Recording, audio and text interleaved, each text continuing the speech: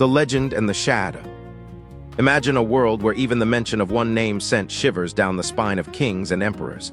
A man who came from the endless steppes of Mongolia, a land where icy winds howled across empty grasslands and survival demanded strength and cunning from the very start.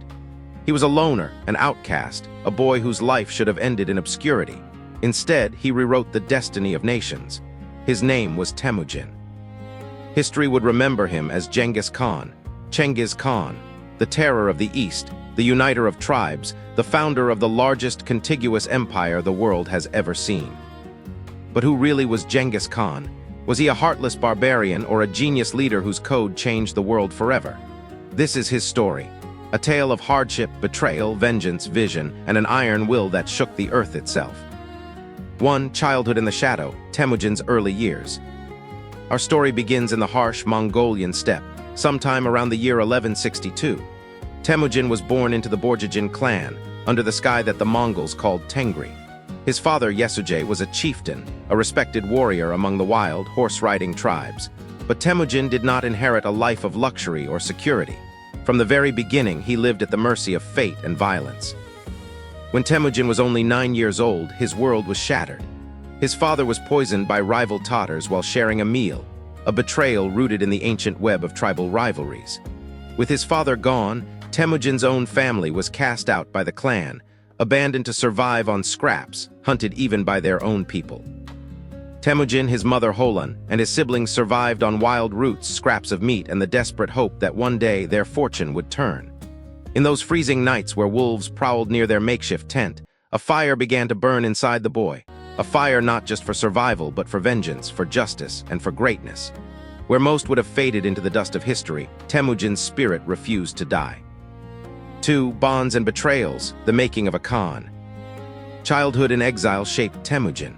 He learned to trust carefully and punish betrayal harshly. He saw his own blood brother Jamaka turn enemy, and he watched other clans fight like wolves, tearing each other apart for a mere morsel of power. But Temüjin was different. He remembered every foe and every friend. Among the harshest memories was a time when his family's meager possessions were stolen by former allies. Instead of falling into despair, Temüjin took up his bow, led his brothers, and reclaimed what was stolen. Every hardship, every hunger, every disappointment hardened him like steel under relentless hammering. As a youth, fate brought him to Bert, the woman who would become his wife and closest confidant.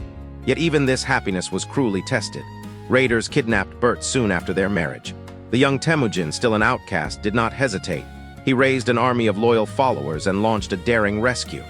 In this success, he proved the two qualities that would define his life: unstoppable determination and the ability to unite others to his cause. 3. Unifying the tribes forged in fire.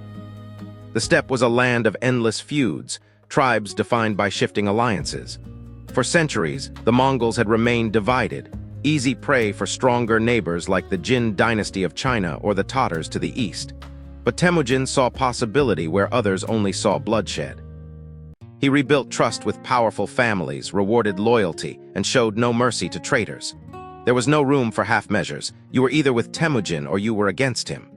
Through charisma, iron discipline, and a vision no Mongol had dared to dream, Temüjin began to bring the warring clans together. For the first time in generations, the thunder of Mongol hooves no longer struck fear into only their enemies, but united the steppes under one banner. Battles were fierce. Sometimes brother fought brother. Yet, after many years of shifting alliances, dramatic betrayals, and relentless fighting, Temüjin emerged as the greatest among equals. In the year 1206, a great Kurultai, a council of Mongol nobles and chieftains, was called. Here, atop the sacred Anan River, Temüjin was proclaimed Genghis Khan, universal ruler of all Mongols. It was not just a new name. It was the birth of a new world. Not just a conqueror, but a visionary. But Genghis Khan was not satisfied by uniting the Mongols alone. To him, the world was vast, unjustly ruled by corrupt empires and divided by centuries-old hatred. The eternal blue sky had chosen him. He believed not just to rule Mongols, but to bend history itself to a new will. The stage was set for a storm that would sweep across Asia. 4. Storm of the Steppe, the conquests begin. When Genghis Khan, now the supreme ruler of a united Mongol nation, looked out over the steppes, he did not see limits. He saw opportunity. Under his leadership, the Mongols transformed from loose bands of herders and hunters into the finest, most disciplined cavalry force the world had ever seen. Every warrior rode with the swiftness of a falcon, every arrow flew with deadly accuracy, and every order from the Khan was followed with absolute loyalty. The first target of his ambition was the Tatars, those who had murdered his father. Genghis Khan struck with overwhelming force, not seeking mere revenge but warning all who would betray him. To be a friend was an honor, to be an enemy was death. The Tatars were decimated, their name erased, their survivors absorbed into the Mongol horde. This was only the beginning. He then turned his attention to other powerful enemies, the powerful Jin dynasty in northern China and the western Xia, both arrogant in their strength and dismissive of the steppe warriors. In campaign after campaign, Genghis Khan's armies appeared where the enemy least expected, moving with the wind and striking with a power that seemed unearthly. Whole cities, fortified, mighty, in the path of the Mongols fell like grass before a wildfire. 5. The Code of Genghis Khan, Order from Chaos. Yet despite the terror he inspired, Genghis Khan was not a creature of mindless rage. Beneath the iron fist lay a mind sharp as a blade. He knew an empire could not survive on fear alone.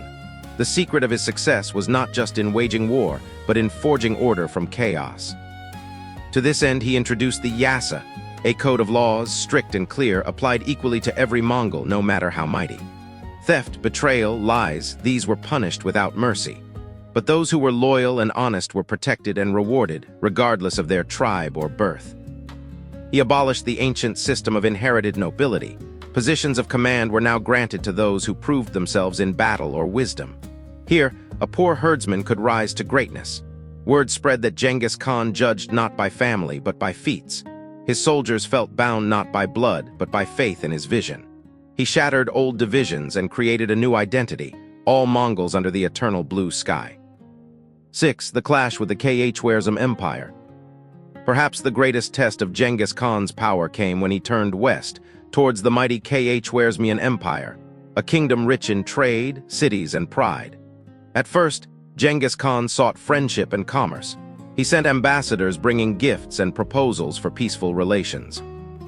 But the Shah of Khwarezm, arrogant and suspicious, made a fatal error. He allowed one of Genghis Khan's trade embassies to be slaughtered, an act the Mongols considered a grave insult, almost a declaration of war. Genghis Khan's response was swift, merciless, and unforgettable. In a matter of years, Mongol armies crossed vast deserts thought impossible to traverse. City after city, from Bukhara to Samarkand, was besieged and taken. The rampage was so thorough that the mere rumor of the Mongols approaching caused cities to surrender without a fight. Yet even amid destruction, Genghis Khan's approach was never random. He rewarded surrender with mercy. He punished resistance with utter annihilation. To some, this was cruelty beyond imagination. To Genghis Khan, it was strategy, strike terror into his enemies, and those who heard the tales would never risk his wrath. 7. Encounters beyond the steppe, the world opens up. With the fall of Khwarezm, the Mongol storm swept further than anyone thought possible. Persia, the edges of Russia, the frontiers of India, and even towards the walls of Eastern Europe. Mongol scouts reached lands no Mongol had ever seen, their banners flying where only the bravest would tread. Yet Genghis Khan was not only a conqueror of lands. He was a listener, ever curious, eager to understand new gods, new customs, and the secrets of every culture. In his courts you would find not only Mongol shamans, but also Chinese scholars, Muslim scientists, even Christian monks and traders from Venice. Genghis Khan forbade religious persecution, declaring that heaven has many voices, but only one sky. 8. Leadership, loyalty, and law, the secret of immortality. What set Genghis Khan apart from the tyrants and rulers before and after him was the fierce loyalty he inspired. He shared the hardships of his warriors, valued the wisdom of every advisor, and punished his own sons when they fell short of his ideals. No tent was more humble than that of the Khan himself during campaigns, no enemy too strong to face. His style of rule was both severe and fair. There was no place for laziness, arrogance, or selfishness. Every tribe conquered by Genghis Khan was given the chance to join and prosper, or defy and disappear. Old rivals became trusted generals, known not for their past, but for their service to the new empire. In every conquered land, the order of Yassa came first. Roads and trade were protected. Merchants began to travel the legendary Silk Road in safety, bringing wealth and new ideas from the east to the west.